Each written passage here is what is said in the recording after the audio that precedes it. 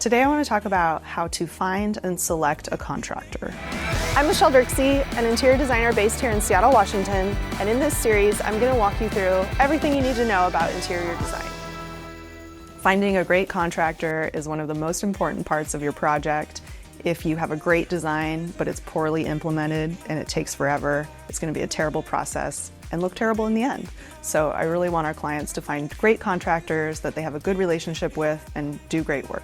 So the first thing I suggest is asking your architect or interior designer if they have contractor recommendations. We do, and my catch is that I am open to giving those names to our clients, but I'm hesitant to use the word recommend because just because they've done a great job in the past, I can't guarantee that they will in the future. So I like to say that these are the contractors that are on our list that we would like to work with again, and we definitely have a list of contractors we don't want to work with again. Another place to start would be to ask friends and family and neighbors if they have recommendations. So knowing someone who's had work done by the contractor will allow you to have an inside look at how it was working with them. And lastly, if you don't have those options, of course you can Google and look at reviews and just reach out to who you think might be a good fit to you. So when reaching out, whether it's a recommendation from an architect, interior designer, engineer, friends, family, or the internet, there are several things that I think that you should do and ask to make sure that they are a good fit for you.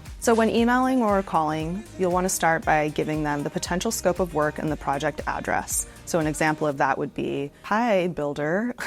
I plan on remodeling my kitchen, all bathrooms, and select areas throughout my home." Just starting with a high level so they can grasp what the details might involve. You don't have to go into all the details. They don't need to know, "I want a new tub. I want to replace my tub with just a walk-in shower." Just saying a full remodel of your bathroom or a full remodel of your kitchen is sufficient versus saying, "I want to do, new finishes in my kitchen." That's a different scope of work. So it's a full gut versus not.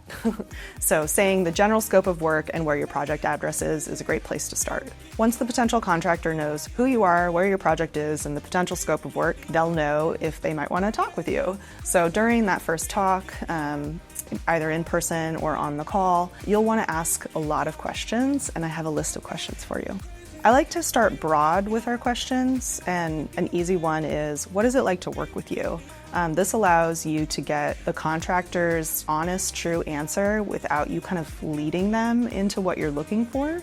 So just a simple, what is it like to work with you? Hopefully what they'll give you is, an example of the process, how they stay organized, their tracking, and then you can go into further details from there. If they don't go on to all the details, what you'll want to make sure that you look out for or specifically ask are what project management systems they use, who is assigned to your job, do they have a project manager and a superintendent, or is your project of a smaller size so they only need a superintendent who also acts as the project manager. You'll want to know the size of their staff. You'll want to know if they have a select group of subcontractors that they work with time and time again, or if they're just kind of looking for someone every time. You'll want to know their billable rates. So do they charge by the hour the same rate for everyone? They shouldn't. Do they charge, a lower price for an apprentice carpenter, a demolition person versus a senior carpenter, a journeyman carpenter, a superintendent, a project manager, and the owner? You'll also want to ask about their subcontractor markup. So subcontractors are the contractors that the general contractor hires. An example. So the general contractor will have probably his own carpenter. He'll have his own demolition team. So he doesn't need to hire a different company for that. What they will need to hire a different company for is plumbing, electrical, probably flooring, painting. Those are called subcontractors. And for bigger projects, a general contractor will bring in specialty subcontractors for those specific items. So you need to know what their markup is. So if they bring in the plumber and the plumber's quote is $20,000, do they mark it up 10% or 20%? So you'll want to know that up front because that's a big difference. Another question I like my clients to ask is what designers and architects they've worked with. Knowing this will help you know the level of detail that your contractor is used to working with. If they're used to just working with a builder who's kind of like, get it done, that's different than you doing a super custom home. And if they're used to working with high-end interior designers or architects, They're probably used to a lot of details, they know how to read it, and they know how to implement it. You'll want to ask them how they maintain clear communication and how scheduling works. So do they send you weekly emails? Do they have weekly meetings that are set dates and times every single week? So a standing meeting on Tuesdays at 1 p.m. Or are they sending you 10,000 texts every day asking you for information that they need right away? That is super annoying and you should want to avoid that. How does scheduling work? Do they order all of your products in advance so that they're ready to go? Do they come up with a general schedule that they give you and then they update it weekly? These are all really important details that you'll want to know in advance.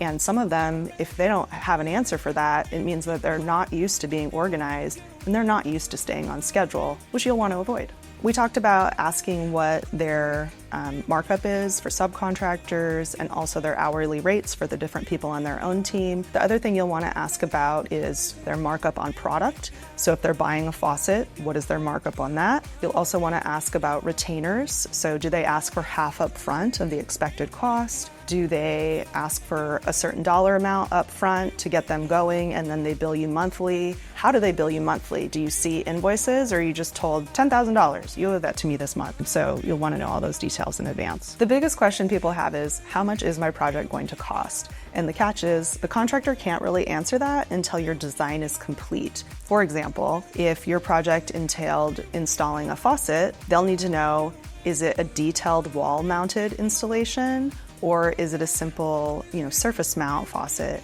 Is it a faucet from Home Depot? Or is it a Dornbrock faucet?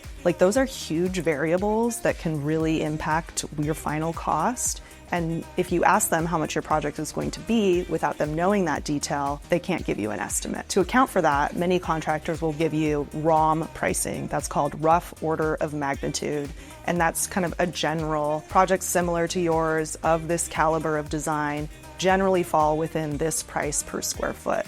And so that'll give you a general sense, but at the end of the day, you can't get a solid bid until the design is complete. If you decide you want to work with the client, or if you're just kind of feeling them out and you think you might want to, you'll also want to ask about their availability and next steps. In Seattle, most contractors have a 6 to 16 month wait list. And if you're hoping to do your project, tomorrow, that's not going to work. So you'll want to ask those questions up front, because if it boils down to deciding between two contractors and they're both the same price, they both do great work, and one is available sooner and you want to get going sooner, that might be the contractor that you pick. So with all of those questions, what I am looking for when selecting a contractor, and I hope my clients are looking for, is someone with a history of doing great work. I want them to have a clear sense of communication. I want them to have project management system. I want a dedicated project manager.